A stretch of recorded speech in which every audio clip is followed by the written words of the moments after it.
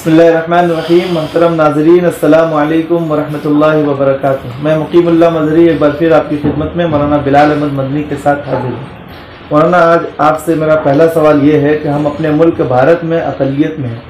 और यहाँ तरक्की करने और आगे बढ़ने के तकरीबन तमाम रास्ते मसदूद हैं और हुकूमत की तरफ से भी किसी किस्म का ताउन हासिल नहीं है, तो हमें ऐसी सूरत हाल में क्या करना चाहिए और हमारे लिए फ़िक्र व अमल का बेहतरीन रास्ता क्या है, इसको वाज़ेह फरमाइए। वालेकुम सलाम रहमतुल्लाहि व बरकातुहू। ये सवाल जो आपने किया है, ये आज की मौजूदा नस्ल का बड़ा चुभता हुआ सवाल है और अपनी हर किस्म की नाकामी का उज़्र नौजवान नस्लें और हमारे बुज़ुर्ग हजरात भी कुछ इसी किस्म के जवाबात से अपने आप को और कौम को मुतमईन करने की कोशिश करते हैं, जबकि हकीकत ये है कि जब भी किसी मुल्क के अंदर कोई कौम अक़लियत और अक्सरियत के इस दायरे में होती है तो उसको एक बात समझना चाहिए कि अगर आप ये समझते हैं कि हम अक़लियत में हैं तो आपका ये सोचना गलत है। सबसे बड़ी चीज़ ये है कि हम अक़लियत में नहीं हैं, बल्कि हम मुल्क के अंदर दूसरी सबसे बड़ी अक्सरियत में हैं। ये अक़लियत में होने का ये तसव्वुर, ये दरअसल ख़ुद अपने आप के अंदर एहसास कमतरी में मुब्तला होने का एक इशारा है। हम अपने आप को ये तस्वुर करें कि इस मुल्क की सबसे बड़ी दूसरी सबसे बड़ी अक्सरियत में हम हैं और इस मुल्क के जो कानून और आइन है, अल्हम्दुलिल्लाह, इस कानून और आइन जिस पर हमें और मुल्क के तमाम बाशिंदों को फ़ख्र है, मैं ये कहना चाहूँगा कि इस मुल्क में जो लोग भी मौजूदा कानून और आइन के ज़ेर साया रहते हैं, खा वो किसी भी कौम व मज़हब से ताल्लुक़ रखते हों, उन सभी को अपनी तरक्की का पूरा मौका है। बस शर्त यह है कि आप इस मुल्क में रहते हुए आइन व कानून को समझ करके अक्ल, समझदारी और दानाई की राह इख्तियार करें और अपनी मंजिल को तय करने के बाद यकसुई के साथ अपनी मंजिल का सफ़र अगर तय करें तो आपके रास्ते में कोई रुकावट नहीं होगी। ये मौक़े जो हमारे मुल्क के अंदर आइन और कानून हम मौक़े हम मुहैया कर रहे हैं, दुनिया की दूसरी बेशतर मुल्कों के अंदर ये सब कुछ वहाँ की दूसरी अक़लियती कौम को ये सब हासिल नहीं है। मैं ख़ुद अरब ख़ित्ते के अंदर एक तवील मुद्दत तक रहा हूँ, वहाँ की भी ज़िंदगी का हमको एक ख़ासा तजर्बा हासिल है, इसलिए मैं बड़ी बसीरत के साथ इस बात को कहता हूँ। इसलिए इस मुल्क में रहने के लिए और अपनी कौम को उरूज और तरक्की की राह पर गामज़न करने के लिए ज़रूरत है कि हम अक्ल व मसलहत का दामन कभी भी न छोड़ें और इस बात को समझें कि कौम के अंदर तमद्दुनी, तालीमी, माशी जो मुस्लिहीन हैं, ज़िम्मेदारान हैं और जो इस काम का बेड़ा उठाए हुए हैं, उनकी कुछ ज़िम्मेदारियां अलग हैं। अपनी इन ज़िम्मेदारियों को निभाते हुए इस तबक़े और इस तंजीम और इदारे से मुल्हक़ अफराद को अलानियतन भी और अपने आप को खामोशी के साथ किसी भी किस्म की पॉलिटिक्स से बिल्कुल अलग रह करके अपनी खिदमत अंजाम दें। हमारे कहने का ये मतलब नहीं है, कोई इससे ये मफ़हूम ना निकाले कि इसका मतलब ये नहीं है कि वोट देने का अपना हक़ हमें इस्तेमाल नहीं करना है, बल्कि अपनी पसंद और नापसंद पर खामोशी का पर्दा डाले रखें, क्योंकि हुकूमतें और पार्टियां बदलती रहती हैं और आप अपने आप को किसी से वाबस्ता करके अपनी किसी सियासी वाबस्तगी का मुजाहरा किया तो आपकी मुखालिफ जब भी सत्ता और इक़्तिदार के अंदर आएगी तो वो सिर्फ वो आपसे दुश्मनी नहीं करेगी, बल्कि आप से मुल्हक़ जो इदारे हैं वो उनको नुकसान पहुंचाने की कोशिश करेगी। इसलिए ऐसे मुस्लिहीन और ज़िम्मेदारान की ज़िम्मेदारी है कि वह अपनी हर किस्म की एलानिया किस्म की पॉलिटिक्स की और सियासत के मैदान से अपने आप को थोड़ा अलहदा रखें, क्योंकि तजर्बा है कि जिनके कंधों पर तालीमी व माशी ज़िम्मेदारियों का बोझ होता है उसको अपनी ज़िंदगी में हमेशा मोहतात होना चाहिए। और सियासत का हाल ये है कि जिस काम में इसकी ज़रा भी आमेज़िश हो जाती है वो सारा का सारा काम गारत और बर्बाद हो जाता है। मेरे भाई, जब आपको अपनी हुकूमत की तरफ से ये सब इजाज़त हासिल है, हमारे मुल्क का कानून और आइन हमको हर किस्म के मौक़े मुहैया कर रहा है, तो फिर हम अपने बच्चों को अपने मजहबी अकायद के मुताबिक तरबियत दें। कौन रोकता है? और उनको अपनी दीनी व दुनियावी उमूर में जैसी आप चाहें, जो मुफीद तालीम हो, उस तालीम का बंदोबस्त करें। तो इस हालत में अगर आप खुद कुछ ना करें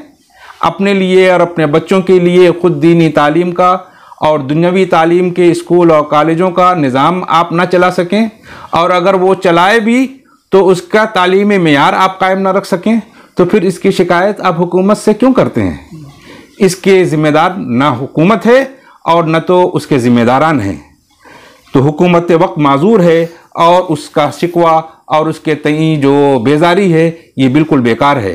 इन हालात को पेश नज़र रखते हुए अगर इशाअत तालीम में आपने कमी की है तो आप खुद बड़े मुजरिम हैं, कौमी मुजरिम हैं, और आप खुद मुलजिम के कटहरे में खड़े हैं कि आप अपनी कौमी जिम्मेदारियों को पूरी तुंदही, पूरी ईमानदारी से आपने अंजाम नहीं दिया। तारीख़ आलम में कौमों का हाल ये है कि जब तक वो खुद अपनी तरक्की के लिए जद्दोजहद और कोशिश नहीं करेंगे, हुकूमतें उनको अपनी कोशिश से तरक्की नहीं दे सकती हैं। इसलिए खुदा के बाद आपको खुद अपनी कोशिश व सई और जद्दोजहद पर भरोसा करना चाहिए। एक अंग्रेज़ गवर्नर लॉर्ड क्रूमर ने ज़िंदगी की हकीकत को अपने अल्फाज में इस तरह बयान किया है कि जो कौम अपने आप को खुद कुछ तरक्की न दे, उसको दूसरा तरक्की नहीं दे सकता। इसी मुल्क के अंदर इस्तेमार के ज़माने में जबकि अंग्रेज़ों का इस मुल्क के ऊपर कब्ज़ा था, उसके मातहत दो कौमें रहती थीं, हिंदू भी रहता था और मुसलमान भी रहते थे। लेकिन हिंदुओं ने अपनी मेहनत, अपनी जद्दोजहद और अपने बल पर उन्होंने अपनी कौम को तरक्की दी, मईशत के एतबार से भी और तालीम के एतबार से भी। और उसी अंग्रेज़ के मातहत रहते हुए मुसलमान माशी एतबार से भी बदहाल थे और तालीम के एतबार से तो उनका कोई भी गैर मुस्लिमों और हिंदुओं के मुकाबले में अंग्रेज़ों के ज़माने में भी उनका कोई काबिल ज़िक्र कारनामा नहीं है। ये क्यों? इसलिए कि कौम खुद अपने आप को तरक्की देती है। ये आपके लिए हिंदुस्तान जैसी सरजमीन के ऊपर हम दो कौम बतौर पड़ोसी के हम ज़िंदगी गुजारते आए हैं हज़ारों साल से, और ये दोनों कौमें एक साथ, एक मोहल्ले, एक शहर के अंदर रहते हुए इतना बड़ा फ़र्क जो दोनों कौमों के दरमियान में तालीम का और मईशत का पैदा हो गया और उनके दरमियान जो इतनी गहरी खलीज हो गई, ये आपको समझने के लिए काफ़ी है। मेरा इन हक़ाइक़ को वाज़ेह करने का मकसद इस सवाए इसके और कुछ नहीं कि भूलने वालों को याद दिलाए जाए और जो गमज़दा हैं, अफसोस करने वाले हैं, उनकी हिम्मत बढ़ाई जाए। इन बातों का तज़किरा इसलिए किया गया है ताकि हम इससे नसीहत हासिल करें, और अल्लाह तबारक व तआला ने इसी मफ़हूम को अपनी आयत के अंदर इस तरीक़े से बयान किया है ज़िंदगी के फ़लसफ़े को कि इन्नल्लाह ला युग़य्यिरु मा बिक़ौमिन हत्ता युग़य्यिरु मा बिअन्फुसिहिम। तर्जुमा है कि हकीकत ये है कि अल्लाह किसी कौम के हाल को उस वक्त तक नहीं बदलता जब तक कि वो ख़ुद अपने आप को नहीं बदल देती। और कुरान के इसी मफ़हूम को अल्लामा इक़बाल ने अपने शेर के सांचे में इस तरीक़े से ढाला है कि खुदा ने आज तक उस कौम की हालत नहीं बदली, न हो जिसको ख्याल आप अपनी हालत के बदलने का। मौलाना, अभी आपने तालीम व तरबियत की बात कही। कौम के बच्चों की तालीम व तरबियत की अहमियत के उन्वान पर अक्सर बातें होती हैं। तालीम का मफ़हूम तो वाज़ेह है, आया तरबियत से क्या मुराद है और उसका माना व मफ़हूम क्या है, इस पर कदर तफसील से रोशनी डालिए। और इन मुसलमानों की कामयाबी का इन्हिसार किन बातों पर हमें ये भी बतलाइए, और साथ ही साथ ज़िल्लत की इस भंवर से निकलने का हमें क्या रास्ता है वो बताइए। मौलाना, तालीम और तरबियत ये दो लफ्ज़ है, और तालीम के इस लफ्ज़ का मफ़हूम हम स्कूल मदरसों में जा कर के लिखने पढ़ने के सीखने को हम तालीम समझते हैं, जबकि यही छोटे बच्चों की इब्तिदाई तालीम जिस पर हमारी कौम के मुस्तकबिल का इन्हिसार है, वो हमारे यहाँ लायक़ बहस नहीं।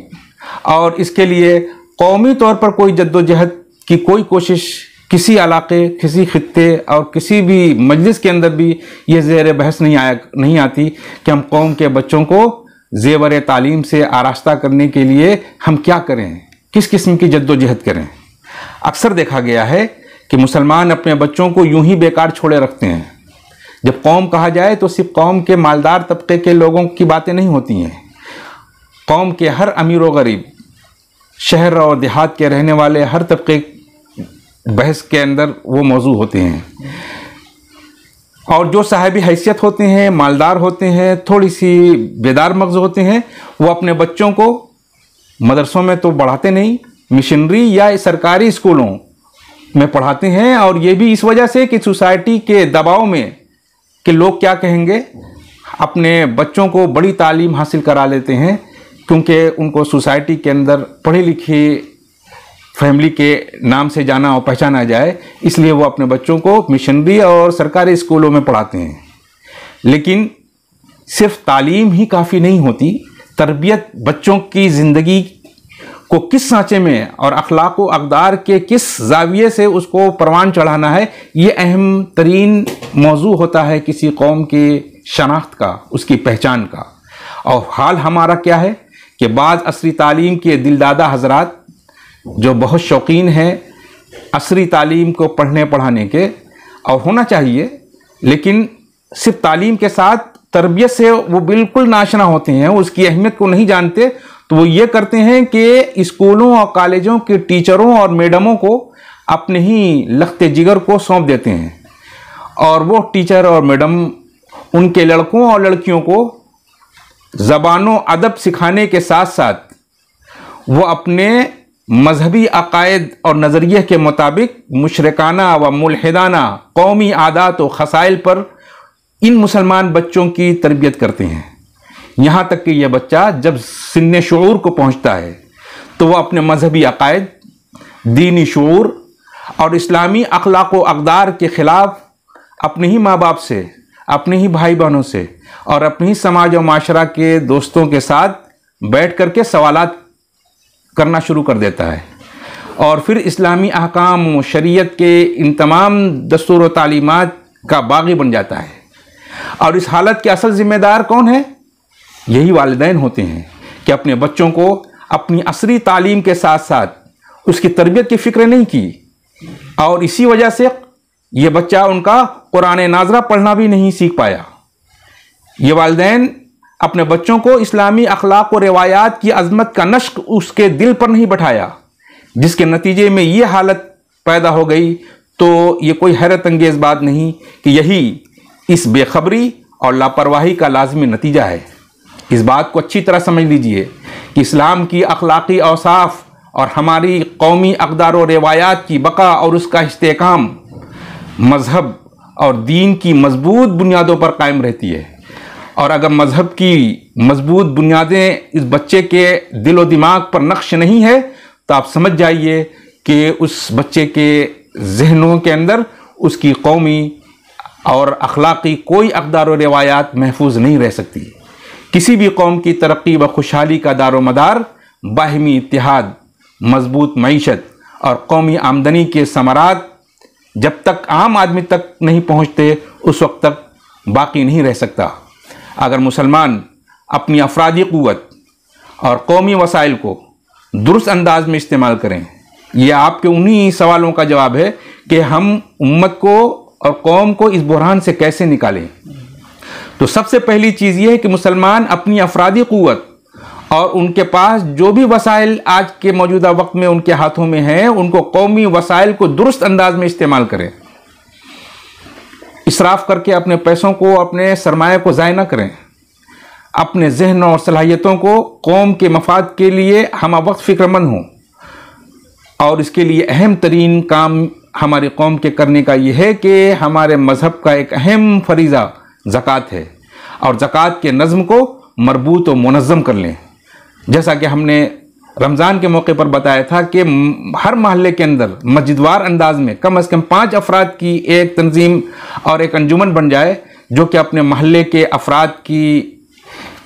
ज़कात को मुनज़्ज़म करने और अपने ही महल्ले के गुरबा और मसाकीन के ऊपर खर्च करने का निज़ाम वो अपनी निगरानी में करें। तो इसकी बहुत बड़ी, मुसलमानों की बहुत बड़ी आबादी को गुर्बत की सतह से निकाला जा सकता है, और गुर्बत के ख़त्म हो जाने से मुआशरे में मौजूद हर किस्म की बुराइयों के ख़त्म हो जाने का इम्कान बढ़ जाता है, और यही हमारा कौमी हदफ भी होना चाहिए।